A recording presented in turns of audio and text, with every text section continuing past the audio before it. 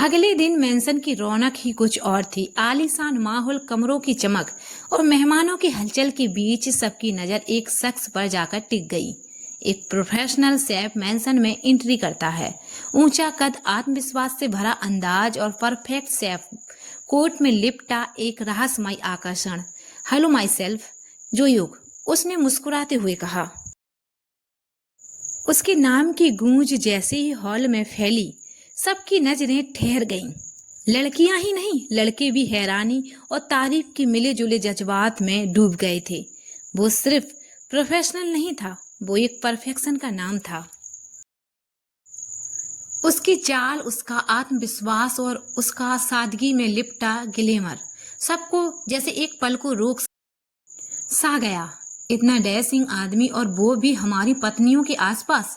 रमेश की बात पर विजय चौंक गया। तुम्हारा क्या मतलब है? क्या हमारी पत्नियां उसे उस नजर से देखती हैं? विजय के लिहाजे में न सिर्फ हैरानी थी बल्कि नाराजगी थी। विजय के सवाल पर रमेश की बातों पर बाकी दोस्त भी तमतमा उठे। क्या बेहुदी बातें कर रहे हो यार? एक इंसान अच्छा दिखता है तो क्या वो गुनाह है? विजय का गुस्सा बढ़ता ही जा रहा था। उसके मन में ख्याल आया, मुझे नमन की बात सुननी ही नहीं चाहिए थी। दरअसल पिछली रात ही नमन ने कॉल करके जोयोग की सारी जानकारी आरव को दी थी।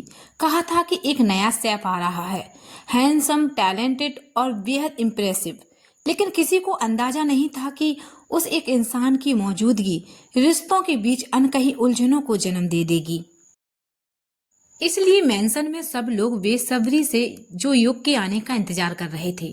सबको पूरा यकीन था कि ये उम्र दराज सीरियस टाइप का शेफ होगा। जैसा नाम वैसी सूरत। लेकिन जैसे ही जोयोग ने एंट्री की, सारा माहौल थम सा गया। वो ना तो बूढ़ा था, ना ही औसत, बल्कि बेहद यंग, डैशिंग और क्लासिक इटालियन चार्म से भरा हुआ था। जो भी उसे पहली बार देख रहा था, उसकी आंखों में हैरानी और दिल में हलचल थी। सबसे ज्यादा तो उत्साहित थी रूही। वो तो खुशी के मारे पागल हो रही थी। मेरे लिए इटली से इतना हैंडसम प्रोफेशनल शेफ आया है। उधर लड़कों के चेहरे पर रंग उड़ने लगे। ये तो कुछ ज्यादा ही स्मार्ट है, वो बड़बड़ाए। बाकी लड़के भी आपस में फुसफुसा रहे थे। भाई, ये शेफ है या मॉडल? क्या सच में इसे मेंशन में रखना ठीक रहेगा? उधर गर्ल्स की हालत भी कुछ अलग नहीं थी। उनके लिए मानो समय थम सा गया। कोई इंसान इतना रियल में भी अच्छा दिख सकता है? ये तो बिल्कुल किसी फिल्म का हीरो लगता है। नेहा की आंखें चमक उठी। काश ये सिंगल होता। वो मुस्कुराई। उसकी बात सुनकर रमेश का चेहरा उतर गया। पहले नेहा को देखा, फिर जोयोग को, फिर एक लंबी सांस। आरव, इसे अभी की अभी वापस भेज दो, उसने झुंझलाते हुए कहा, वरना ये लड़का मेरा डिवोर्स करवा देगा। सच में इसके इतने चार्मिंग लुक्स देखकर तो मेरा दिल जल के राख हो रहा है, दूसरे वॉइस ने धीरे से कहा। चारों लड़के आपस में धीमी आवाज में फुसफुसा रहे थे और सबकी नजरें जोयोग पर ही टिकी थी। उधर जोयोग खुद भी जल्द से जल्द वापसी का मौका ढूंढ रहा था। उसे इस तरह सबकी निगाहों में छाए रहना अजीब लग रहा था। लेकिन आरव ने ठान लिया था, रूही के लिए इससे कुछ डिशेस बनवाते हैं। अगर उसे पसंद ना आए तो फौरन टिकट कटवा देंगे। पर कहानी ने फिर मोड़ ले लिया। जोयोग ने जैसी डिश परोसी, रूही एक एक कर सब कुछ खाती गई, मुस्कुराते हुए। ये खाना तो सच में लाजवाब है।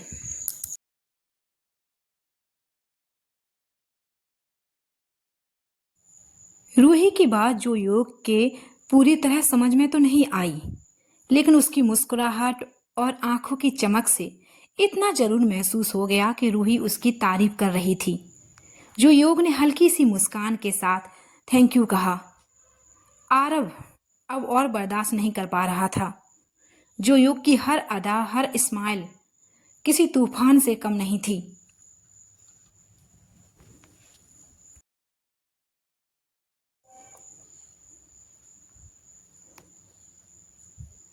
आरव गुस्से से भरा हुआ अपने कमरे में आया और नमन को कॉल किया।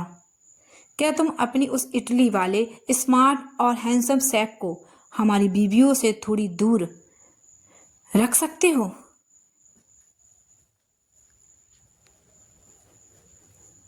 ये लड़कियां तो जैसे उसकी दीवानी हो गई हैं। और मेरी बीवी तो सबसे आगे है।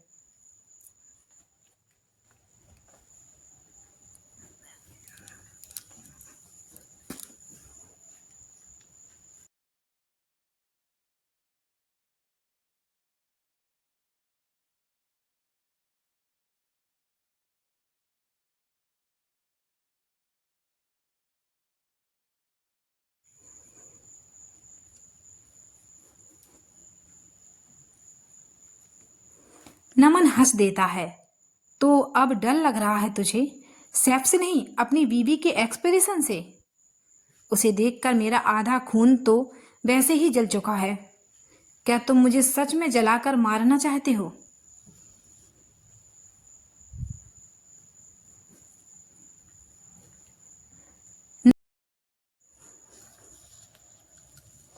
नमन, ये तुम्हारा कोई वन टू डेथ वाला प्लान है क्या? Aarav, just chill. तुम कुछ ज्यादा ही सोच रहे हो।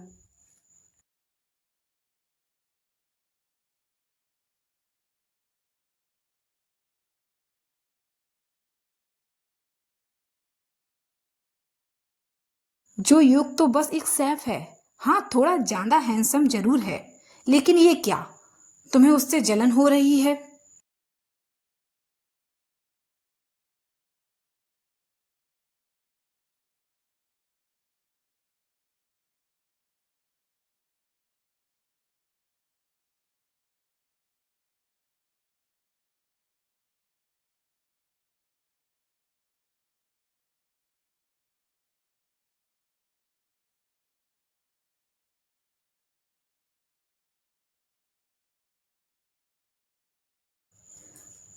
तुझे लगा मैं कुछ नहीं कर सकता?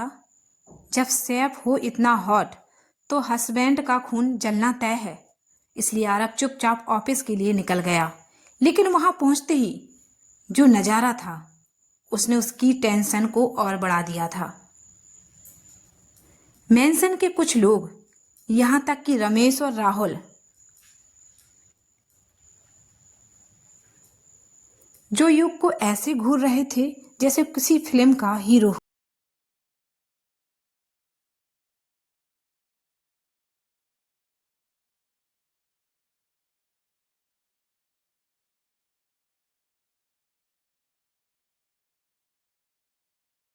आरब को अचानक नमन की बात याद आ गई।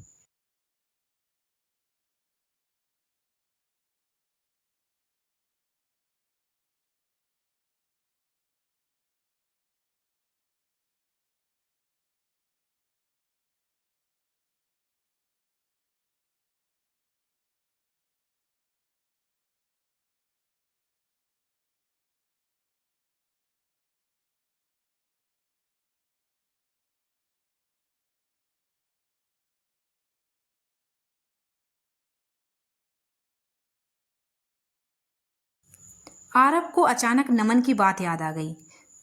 कहीं उसकी बात सच ना हो जाए। वैसे भी जोयोग इतना स्मार्ट था कि उसे देखकर तो लड़कियां, क्या लड़के भी होश खो बैठे।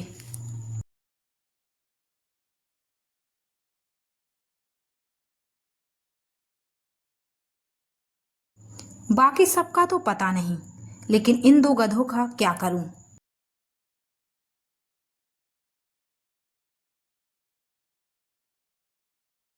आरव ने खींचते हुए सीधा रमेश और राहुल के पास आकर कहा,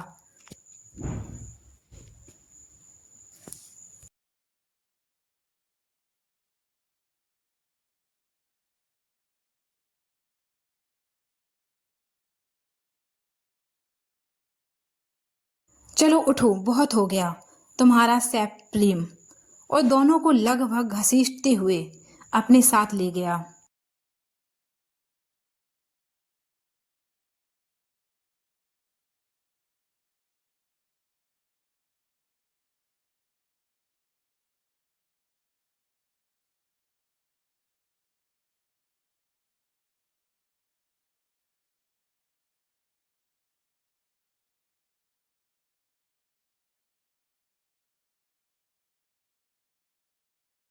लेकिन पूरा दिन चारों लड़कों के दिमाग से जो योग का ख्याल एक मिनट के लिए भी नहीं निकला। वो चेहरा, वो स्माइल और वो बिल्कुल मूवी हीरो वाली एंट्री। तभी ऑफिस में कार्तिक आ गया।